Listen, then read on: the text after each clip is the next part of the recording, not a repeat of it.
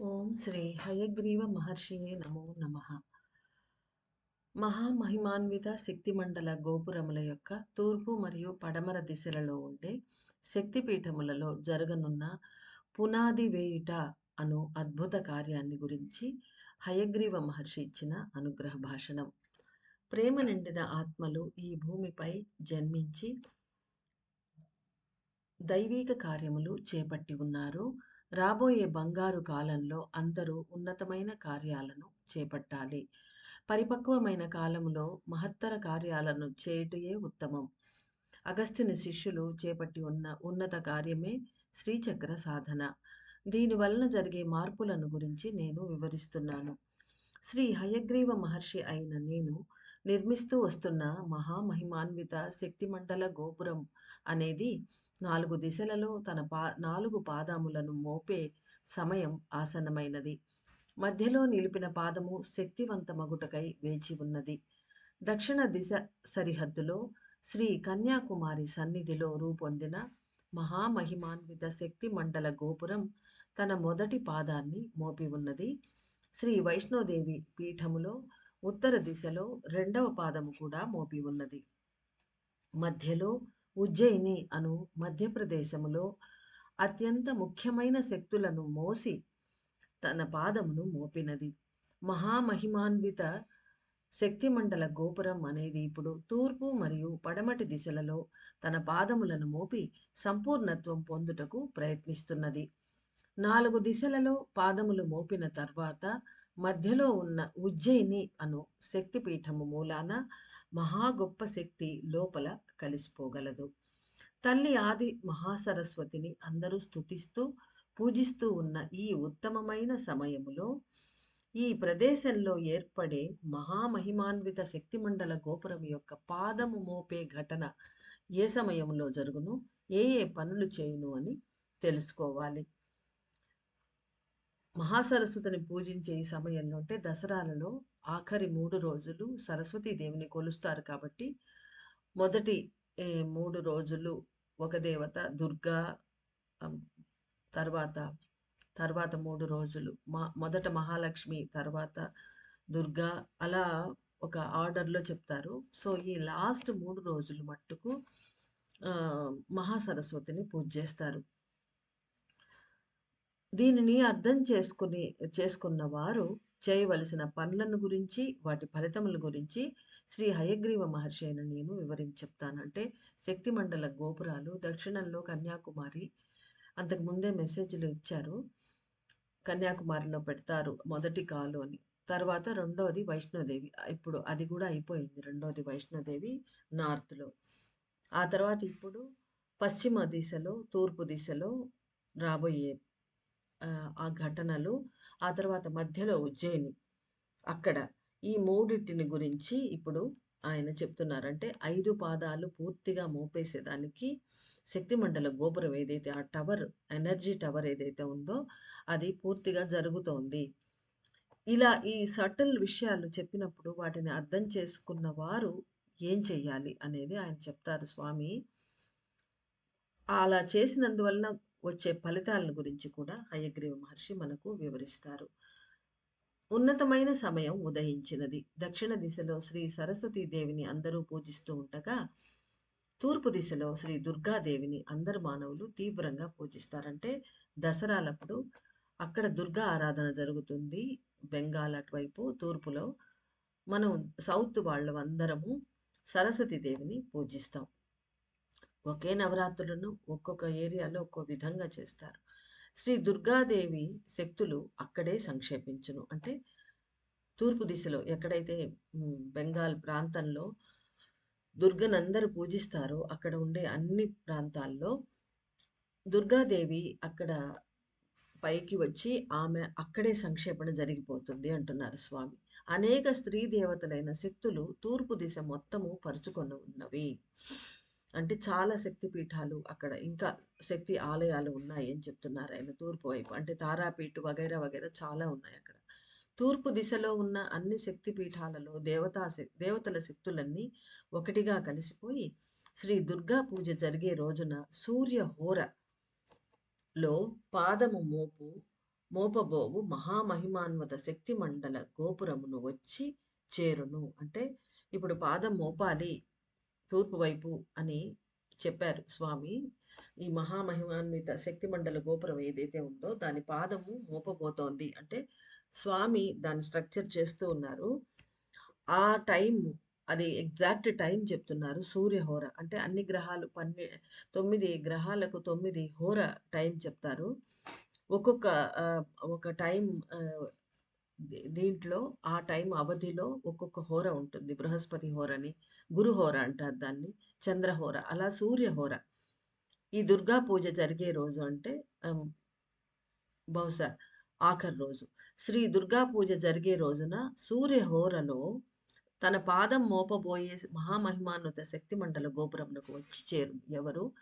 తూర్పు దిశలో ఉండేటువంటి అన్ని శక్తి పీఠాలలో ఉన్న దేవత, స్త్రీ దేవత శక్తులన్నీ ఒక్కటిగా అయిపోయి, సంక్షేపణ అయిపోయి, దుర్గలో కలిసి వాళ్ళందరూ కలిసి వచ్చి శక్తి మండల గోపురాన్ని చేరిపోతారట. అంటే ఒక్కొక్క చోట ఒక్కొక్క దిశలో ఒక్కొక్క పాదం అక్కడ వచ్చి ఆయా శక్తి పీఠాల్లో ఉండే దేవతలు వెళ్ళిపోతారు. ఈ విశ్వ మహాశక్తులను తీసుకొని ఉన్న మహామహిమాన్విత శక్తి మండల గోపురం తన తూర్పు దిశ పాదాన్ని సూక్ష్మంగా దక్షిణాయన పుణ్యకాలంలో దుర్గా పూజ జరిగే సమయంలో సూర్య హోరలో ఖచ్చితంగా 11 గంటల 11 నిమిషములకు దక్షిణ కాళీ శక్తిపీఠంలో 60 అడుగుల వ్యాసము, 60 అడుగుల లోతు కలిగిన శక్తులుగా ప్రతిష్ఠించబడును అని తెలుసుకోనండి. అంటే ఎంత పరిమాణంలో ఉండాలి, ఏ టైం అనేది కరెక్ట్‌గా ఎగ్జాక్ట్‌గా చెప్తున్నారు స్వామి. ఆ టైం అంటే ఆ టైంలో ఖచ్చితంగా ఆయన ప్రతిష్ఠ చేసేస్తారు హయగ్రీవ స్వామి. కాబట్టి విశ్వ మహాశక్తులను తీసుకొని ఉన్న మహామహిమాన్విత శక్తి మండల గోపురం అంటే కాస్మాస్‌లోంచి శక్తులన్నిటిని తీసుకుంటూ పనిచేస్తోంది. ఆ శక్తి మండల గోపురం ఏదైతే ఉందో తూర్పు దిశలో ఒక పాదం తనది పెట్టబోతోంది. అది ఎలా జరుగుతుందంటే సూక్ష్మంగా దక్షిణాయన పుణ్యకాలంలో అంటే ఇప్పుడు జరుగుతున్న పుణ్యకాలంలో దుర్గా పూజ జరిగే సమయంలో ఇప్పుడు అష్టమి నవములు జరుగుతున్నాయి.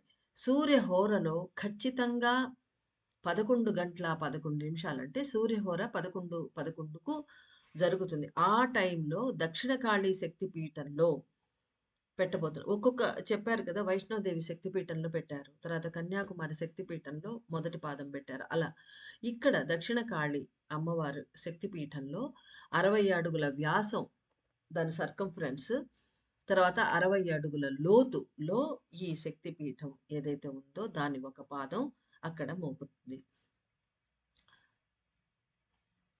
టైంని అందరూ గుర్తుపెట్టుకోవాలి. 11 గంటల 11 నిమిషాలు. శ్రీ హయగ్రీవుడనైన నేనే ప్రతిష్టకు కావలసిన పనులను సూక్ష్మంగా చేస్తాను. ఈ సమయంలో సూర్యుని కాంతి కిరణ తంతువులు సన్‌లైట్ ఫైబర్స్ అన్నమాట. ఇవి భిన్నమైన పనులు చేయును. అంటే ఇక్కడ ప్రత్యేకించి వేరే పనులు చేస్తాయి. ఈ ప్రతిష్ఠ జరిగేటప్పుడు 11, 11 అను సూర్య హోర గడియలలో అందరూ ఒకటిగా మీ ఇళ్లల్లో దేవిని ప్రార్థించి ఆ తల్లి సంక్షేపణ సంపూర్ణంగా నెరవేరుటకు, యుగమార్పు జరుగుటకు, సత్యయుగం యొక్క కరుణ అనే వాకిలి తెరుచుకొనుటకు, ఆదిశివుని శాసనము విస్తరించుటకు బలంగా ప్రార్థించండి. ఆ రోజున మనం 11 గంటల 11 నిమిషాలకు అంతకు ముందే రెడీ అయిపోయి అమ్మవారిని దుర్గాదేవిని మనం పూజ చెయ్యాలి. ఆదిపరాశక్తిని దీపాలను వెలిగించి ఆదిశక్తిని సూర్యుని పూజించి లోకంలో ఉన్న మానవ ఆత్మలందరూ మరు జన్మ లేక జీవించాలని అగస్త్య మహర్షుల వారి లైట్ బ్రిడ్జ్తో కలపబడాలని ప్రధానంగా ప్రార్థించండి. అంటే మెయిన్గా మనం మన సంకల్పం ఏముండాలంటే దీపాన్ని పెట్టి అమ్మవారిని సూర్యుడిని పూజ చేసుకొని ఆ తర్వాత ఈ లోకంలో ఉండే మానవ ఆత్మలందరూ జన్మ లేకుండా అంటే మరు జన్మ లేకుండా ముక్తి పొందాలని అగస్త్య మహర్షుల వారి లైట్ బ్రిడ్జ్‌తో వాళ్ళు కనెక్ట్ అయిపోవాలని మెయిన్‌గా మనం ప్రార్థన చేయాలి. అటు తర్వాత మీ స్వంత ప్రార్థనలు కూడా చేసుకోండి. అంటే మన నిజ జీవితంలో మనకు కావాల్సిన ప్రార్థనలు కూడా మన సంకల్పాలను కూడా చేసుకోవచ్చు. ఉదయం 11:11 సమయంలో ఈ భూమిపై గొప్ప మార్పులు జరగగలవు. ఉన్నతమైన శక్తి స్థితులు సూక్ష్మంగా పెరగగలవు. ఇవన్నీ సటిల్‌గా జరుగుతాయి. మనకు తెలియకుండా ఉండవచ్చు. అంటే అంత సటిల్ శక్తులను కనుక్కోవడానికి మ మనం అంత తపస్సు చేసి ఉంటే సూక్ష్మంగా జరిగే ఈ ఘటనలన్నీ మనకు తెలుస్తాయి. ఉన్నతమైన శక్తి స్థితులు సూక్ష్మంగా పెరగగలవు. బ్రహ్మాండానికి, ఈ భూమికి మధ్యన శక్తుల మార్పిడులు స్పష్టంగా జరుగును. అంటే ఇక్కడ మనం చేసే పూజలు, అమ్మవార్లు వెళ్ళేదంతా పైకి, ఆ శక్తులు పైకి వెళ్తాయి. కాస్మోస్‌లోంచి శక్తిమండల గోపురాల ద్వారా కిందకొస్తాయి భూమికి. ఇలా ఇక్కడి నుంచి అక్కడికి, అక్కడి నుంచి శక్తుల మార్పుళ్ళు జరుగుతాయి. అందరూ దీనిని అర్థం చేసుకొని పూజించవలెను. దశమి అను మరుసటి రోజున పశ్చిమ భారతదేశంలో మహామహిమాన్విత శక్తిమండల గోపురం యొక్క ఆఖరు పాదము మోపబడును. దశమి రోజున ఆఖరు పాదం పశ్చిమ భారతదేశంలో మోపబడును అని చెప్తున్నారు. మానవులు జరుపుకునే విజయదశమి అను దుర్గాదేవి ఉత్సవాల ఆఖరు రోజున సూర్య హోరలో 8:08 అంటే ఇప్పుడు దీన్ని బట్టి నవమి రోజున 11:11 స్వామి చెప్తున్నారు. మనం అమ్మవారిని, సూర్యుడిని పూజించాలని మార్నింగ్. తర్వాత ఇప్పుడు విజయదశమి రోజు, ఇది మనం డేట్స్ చూసుకోవాలి. విజయదశమి అను దుర్గాదేవి ఉత్సవాల ఆఖరి రోజున సూర్యహోర ఆ రోజు ఎప్పుడొస్తుందంటే 8:08 రాబోతుంది. సూర్యహోరలో 8:08 ప్రకంపనల తరంగాలను ఏర్పరచునట్లుగా మహామహిమాన్విత శక్తి మండల గోపురం యొక్క 5వ పాదము మోపబడును. అంటే కంప్లీట్ అయిపోతుంది. అంటే విపరీతమైన వైబ్రేషన్స్ వస్తాయి. ఆ వైబ్రేషన్స్‌తో పాటుగా అది, అంటే అంత లోతుకు మామూలు మనం బావి తవ్వినప్పుడు ఆ పైప్స్ వేసినప్పుడే ఎంత ఆహ్, స మన బిల్డింగ్స్ కట్టేటప్పుడు కూడా పైప్స్ వేస్తూ ఉంటారు పునాది కోసం. అది ఆ పెద్ద పైప్స్ వేసినప్పుడు విపరీతమైన వైబ్రేషన్స్ భూమిలో జరుగుతున్నాయి. ఇంకా మహామహిమాన్విత సూక్ష్మ రూపంలో మన కంటికి కనిపించని శక్తిమండల గోపురాలు 60 అడుగుల వ్యాసం, 60 అడుగుల లోతులో స్థాపిస్తున్నారు స్వామి. సాక్షాత్తు హయగ్రీవుల వారు. అలా చేసేటప్పుడు ఎంతటి వైబ్రేషన్స్ వస్తాయో ఇంకా మనం ఊహకు అందని విషయం. కాబట్టి 8:08 విజయదశమి. ఆ రోజున 5వ పాదం మోపబడును. దీనికి ముహూర్తం స్వామి పెట్టేశారు. అది పశ్చిమ దిశలో జరుగుతుంది. అద్భుతమైన శక్తిపీఠమైన దేవి ఆదిపరాశక్తి శక్తులు నిండి ఉన్న అంబ యొక్క కృపా కటాక్షములు పరుచుకొని ఉన్న ప్రదేశంలో పశ్చిమ సరిహద్దులో, అంటే భారతదేశానికి పశ్చిమం ఆహ్, సరిహద్దులో ఒకే సరళ రేఖలో శక్తిమండల గోపురం యొక్క ఉన్నత పాదములు, అంటే అన్ని శక్తి ఈ ఇవన్నీ ఒకే లైన్‌లో చేయిస్తానని ముందు మెసేజ్‌ల్లో కూడా చెప్పున్నారు ఆయన. ఒకే సరళ రేఖలో ఉంటాయి అని. పశ్చిమ సరిహద్దులో ఒకే సరళ రేఖలో శక్తిమండల గోపురం యొక్క ఉన్నత పాదము 60 అడుగుల వ్యాసము, 60 అడుగుల లోతులో ప్రతిష్ఠించబడను. ఇది కూడా 60 అడుగుల వ్యాసం, 60 అడుగుల లోతు. అంబాలి, ఇక్కడ అంబాలి అని చెప్పారు. మామూలుగా మనకు అంబాజీ అని చెప్తారు. అంబాజీ అను ఆ ప్రదేశము నేరుగా దక్షిణ కాళీతోనూ, ఉజ్జయిని కాళీతోనూ సంబంధం కలిగి ఉండును. అంటే ఇవన్నీ ఒకే అనుసంధానమై ఉంటాయి అని చెప్తున్నారు స్వామి. దక్షిణ కాళీతోనూ, ఉజ్జయిని కాళీతోనూ ఈ అంబాజీ అనే శక్తిపీఠం అందరికీ తెలుసు. ఇది మనం మ్యాప్‌లో చూసుకుంటే మనకు తెలుస్తుంది. పశ్చిమ సరిహద్దు అంటే ఐ థింక్ గుజరాత్. శక్తిపీఠమైన అంబాజీ అను ఆలయము ఉండే ప్రాంతంలో భారత ఖండానికి పశ్చిమాన నీరు మరియు భూమి విస్తరించి ఉండును. అంటే ఏరియా మ్యాప్ చెప్తున్నారు స్వామి. శక్తిపీఠమైన అంబాజీ అను ఆలయం ఉండే ప్రాంతంలో భారత ఖండానికి పశ్చిమాన నీరు మరియు భూమి విస్తరించి ఉండును. ఈ విపరీతమైన అద్భుతమైన విషయాలను సూక్ష్మ భావనలతో గ్రహించగలరు. అంటే ఇవి అంత ఈజీ కాదు కనుక్కోవడం అని చెప్తున్నారు. ఇంత అద్భుతమైనవి ఎంత విపరీతమైన విషయాలివి. అంటే హై ఎనర్జీతో కూడిన విషయాలు. కాబట్టి తన చుట్టూ జరిగే భౌతిక విషయాలనే సక్రమంగా తెలుసుకోలేని కలియుగ మానవులు తమ లోపల జరిగే మార్పులను తెలుసుకోలేరు. అంతేకాక సూక్ష్మంగా జరిగే దైవీక ఘటనలను అర్థం చేసుకోలేరు. అయితే శ్రీచక్ర ధ్యానములు చేసేవారు లోతైన భావనల ద్వారా తెలుసుకోగలరు. అంటే మనం ఇప్పుడు శ్రీచక్ర ధ్యాన అగస్త్య మహర్షి దయ వల్ల చేస్తున్నాము.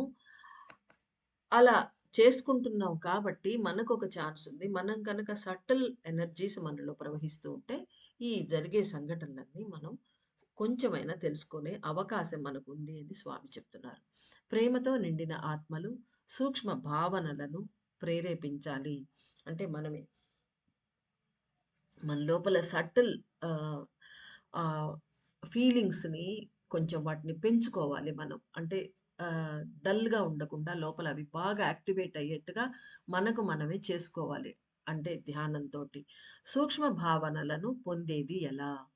ఆత్మశక్తులతో పని చేసినప్పుడే అది సాధ్యపడును. అది. మన ప్రాణం వెళ్ళి ఆత్మలో సంక్షేపించి ఆత్మశక్తి విడుదలై ప్రాణానికి శరీరం అంతటా పరుచుకున్నప్పుడు అది మనకు సాధ్యమవుతుంది అని తెలుసుకోండి. శివుడు వికసించటానికి ఆత్మజ్ఞానం మరియు సూక్ష్మ అవగాహన అవసరం. అంటే ఇప్పుడు శివుడు విస్తరిస్తున్నాడు. మనకు ఆత్మ జ్ఞానం ఉండాలి. మన ఆత్మ అంటే తెలుసుకొని ఉండాలి. సూక్ష్మ అవగాహన కూడా ఉండాలి. అప్పుడే శివుడు పూర్తిగా వికసించగలడు. శరీరములో, బుద్ధిలో, భావనలలో, చేసే పనులలో బ్రహ్మాండంగా వికసిస్తున్న శక్తిమండల గోపురములను, శివుని శక్తులను, సంక్షేపించే శక్తుల స్థితులను తెలుసుకోవలసిన అవసరం ఉంది. అంటే మన శరీరంలో మనం కనుక్కోవాలి. ఎలా ప్రకంపనలున్నాయి. బుద్ధిలో చేంజెస్, భావనలో వాటిని ఉత్తమంగా పెంచుకోవాలి ప్రేరణ ఇచ్చి.